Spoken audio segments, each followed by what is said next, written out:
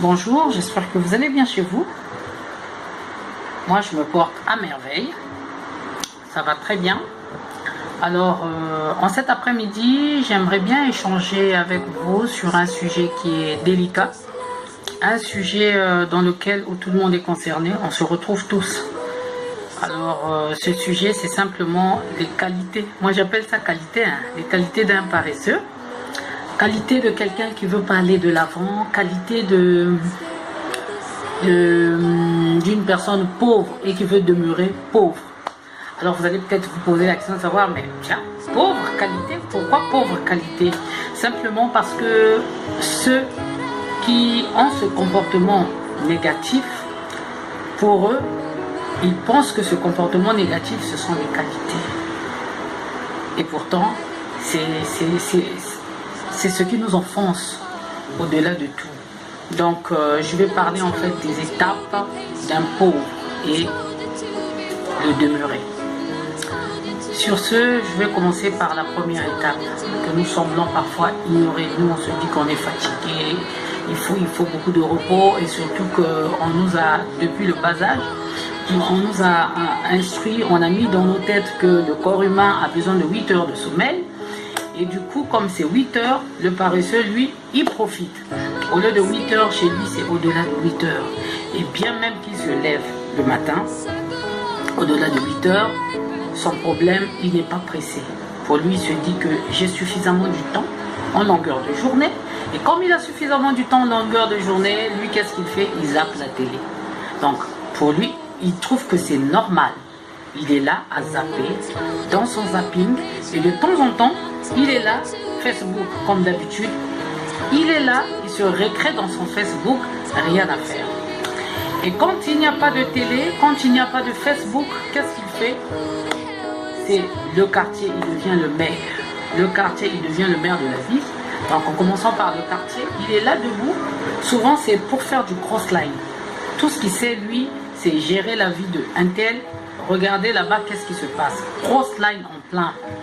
Alors, le pauvre, c'est quelqu'un qui a du mépris, pour ne pas dire, qui méprise les petits métiers.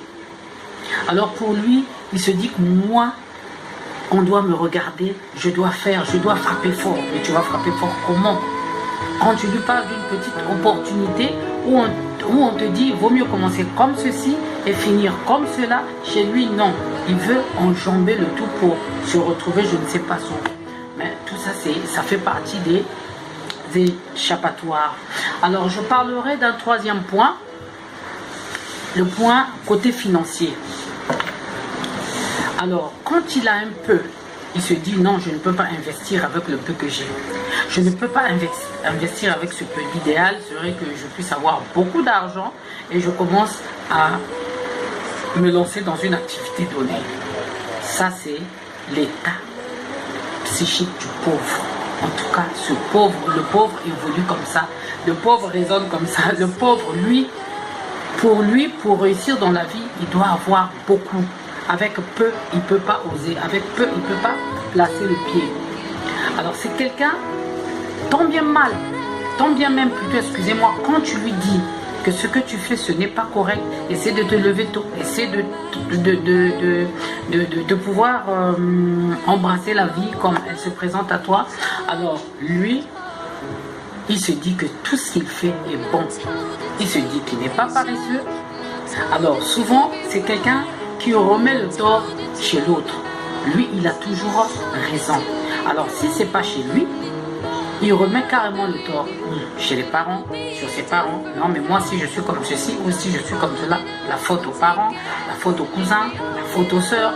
Pire encore, même jusqu'à aller dire la faute au gouvernement. Ça, c'est le paresseux, ça, c'est le pauvre. Il ne pense jamais à épargner. Pour lui, l'épargne, c'est pas son dada.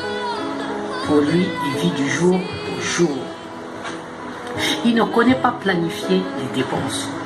Il vit au-delà de tout, du peu qu'il peut avoir. Lui, il vit au-delà.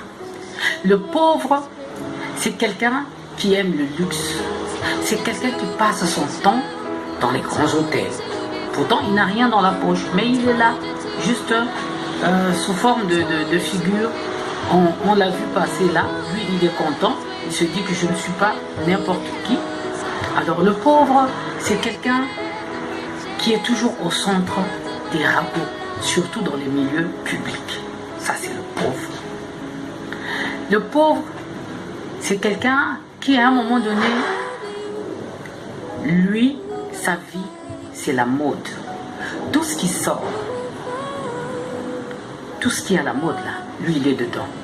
Dès qu'on dit montre par-ci et là, lui il est là, il la montre. Dès qu'on dit pantalon, ceci, cela, lui il connaît.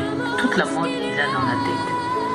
Si bien que le peu, pour ne pas dire, de boîte vide qui reste, qu'on devrait normalement placer, ne fût-ce qu'une belle opportunité pour qu'il se lance ou bien pour qu'il change, tout est mort. Chez lui, tout est chaos. Ça, c'est le pauvre.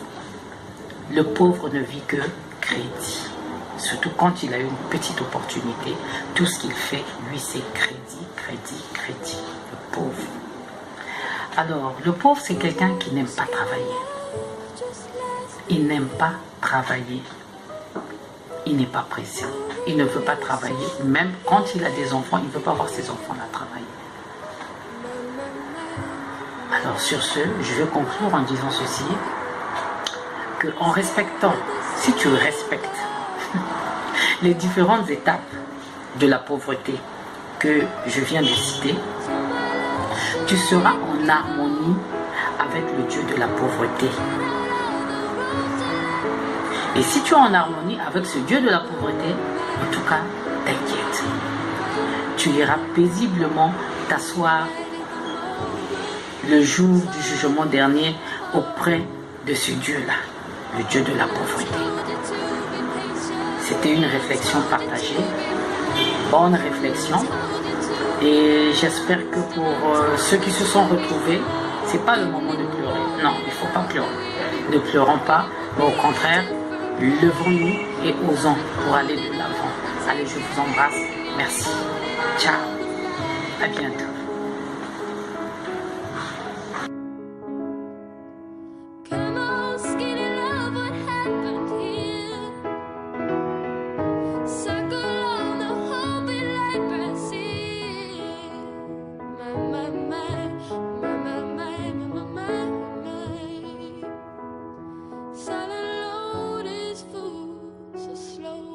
Split.